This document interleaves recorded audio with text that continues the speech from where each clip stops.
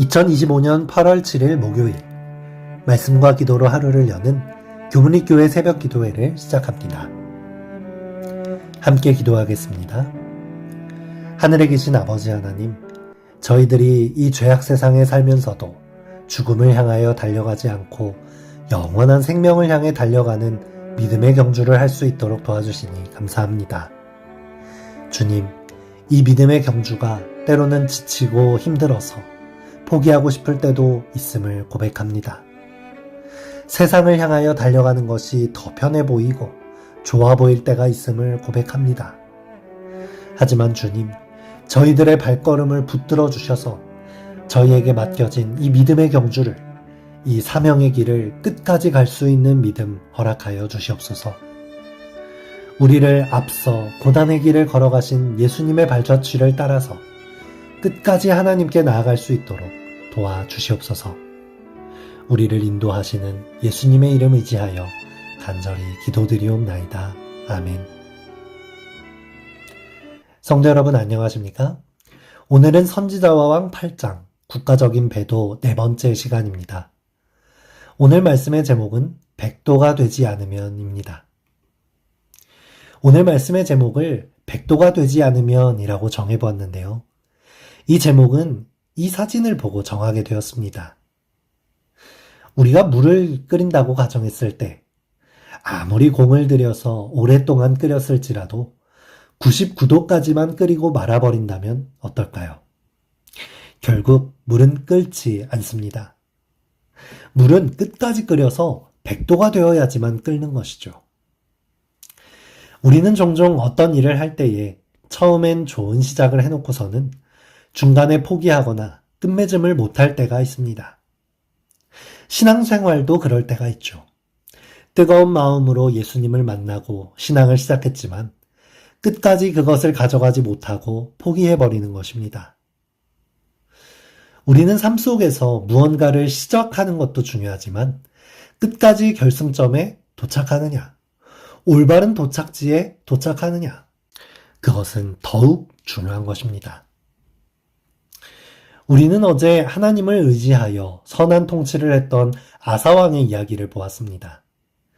그는 우상을 모두 부수는 개혁을 감행했고 큰 전쟁 가운데서도 하나님만을 의지하여 승리를 경험하는 하나님 보시기에 선한 왕이었습니다. 하지만 슬프게도 그의 생애 후반부에는 그의 신앙이 끝까지 유지되지 못했다고 하는 모습을 보게 됩니다. 북이스라엘의 바하사가 유다를 치러 오자 아사는 하나님께 기도하지 않고 아람 왕 벤하닷에게 도움을 요청하게 됩니다. 역대하 16장 1에서 3절입니다. 아사 왕 제36년에 이스라엘 왕 바하사가 유다를 치러 올라와서 유다 왕 아사에게 왕래하지 못하게 하려 한지라. 아사가 여호와의 전 곳간과 왕궁 곳간에 은금을 내어다가 다메섹에 사는 아람 왕 벤하닷에게 보내며 이르되 내가 당신에게 은금을 보내노니 와서 이스라엘 왕 바하사와의 세운 약조를 깨트려 그가 나를 떠나게 하라 하매. 이 전쟁의 결과는 어떻게 됐을까요? 전쟁은 유다와 아람의 동맹군의 승리로 끝이 납니다. 표면적으로는 아사 왕의 성공한 외교처럼 보이지만 하나님께서 보시기엔 아사가 신앙에 큰 후퇴를 하는 모습으로 평가하였습니다. 그런데 심각한 신앙의 몰락은 그 이후에 더 기록됩니다.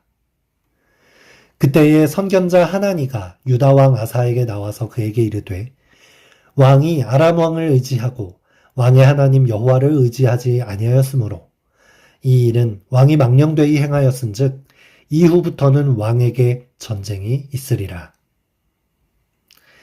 하나님께서 선견자 하나니를 보내셔서 아사왕의 신앙의 퇴보를 경고하셨습니다. 이전에 구스 사람들이 쳐들어왔을 때는 하나님을 의지하였고 그 의지함으로 인하여 승리를 경험했는데 이제는 아람 왕을 의지하고 있으니 앞으로는 전쟁이 있을 것이라는 경고의 말씀을 보낸 것이었습니다. 아사왕이 만약 그 자리에서 회개하고 하나님을 의지하지 않았던 것을 고백하며 하나님께 나아갔다면 분명히 하나님께서는 당신의 백성들과의 언약을 기억하시고 아사왕을 용서하시며 앞으로도 돌보아 주셨을 것입니다. 그런데 아사는 회개하지 않고 뜻밖의 선택을 하게 됩니다. 하나님의 선지자를 감옥에 가두어 버립니다. 하나님께서는 아사가 실패하기를 원하신 게 아니었습니다.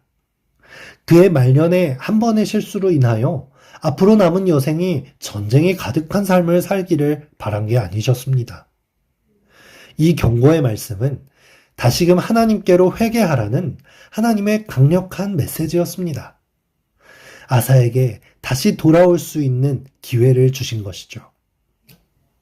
하지만 아사는 젊은 날의 경건한 신앙을 저버린 채 자신의 쌓여진 경험과 전술, 자신의 체면과 자존심을 세우는 선택을 했고 하나님 앞에 무릎 꿇는 겸손을 선택하지 않았습니다.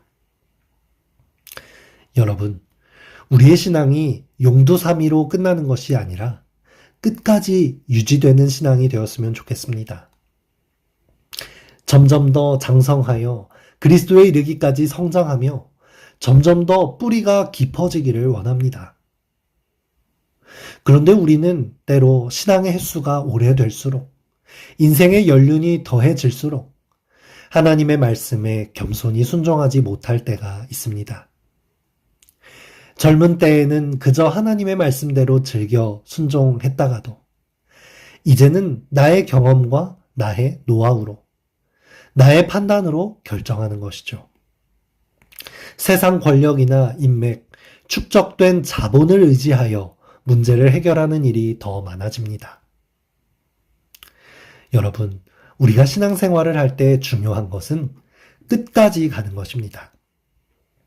성경을 많이 알고 익숙해졌다고 해서 말씀 읽기를 그치거나 기도하기를 그쳐서는 안 됩니다. 우리는 끊임없이 매일매일 하나님 앞에 나아가 경건의 시간을 가져야 합니다. 예수님께서는 말씀하셨습니다. 그러나 끝까지 견디는 자는 구원을 얻으리라. 사도 바울은 그 인생의 말년에 이렇게 고백합니다. 나는 선한 싸움을 싸우고 나의 달려갈 길을 마치고 믿음을 지켰으니 이제 후로는 나를 위하여 의의 면류관이 예비되었으므로 주 곧 의로우신 재판장이 그날에 내게 주실 것이며 내게만 아니라 주의 나타나심을 사모하는 모든 자에게도니라. 우리도 우리의 인생의 말년에 이같이 고백할 수 있다면 얼마나 좋겠습니까? 인생의 끝까지 믿음의 길을 달려가서 예수님 오시는 날을 담대히 서서 기다리며 영원한 소망을 품고 삶의 경주를 끝까지 달려가는 것. 참으로 멋진 믿음의 인생인 것 같습니다. 우리들의 모든 삶이 하나님 안에서 아름다운 결실로 꼴지워져 가기를 이 시간 간절히 기도하겠습니다. 이 아침 함께 기도할 제목입니다. 퇴보하거나 후퇴하는 신앙이 아니라 끝까지 성장하며 포기하지 않는 신앙 하도록, 삶의 허무함이나 우울함을 느끼지 않고 만족과 기쁨으로 가득 찬 마음 주시도록, 우리 교회 원로 집사님, 장로님들을 위해서, 환우들의 회복과 그 가정을 위해서, 결혼, 취업, 진로 등 고민하고 있는 청년들을 위해서 이 시간 함께 기도하겠습니다.